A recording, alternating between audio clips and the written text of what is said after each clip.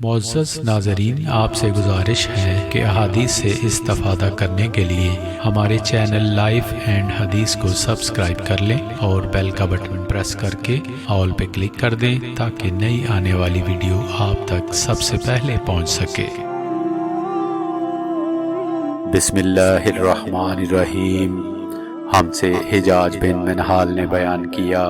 انہوں نے کہا کہ ہم سے شعبہ نے بیان کیا، انہوں نے محمد بن زیاد سے بیان کیا، کہا کہ میں نے حضرت ابو ہریرہ رضی اللہ عنہ سے سنا، وہ نبی کریم صلی اللہ علیہ وسلم سے روایت کرتے تھے کہ آپ صلی اللہ علیہ وسلم نے فرمایا، کیا تم میں وہ شخص جو رکوع یا سجدہ میں امام سے پہلے اپنا سر اٹھا لیتا ہے،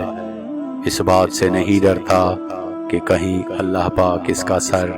گدھے کے سر کی طرح بنا دے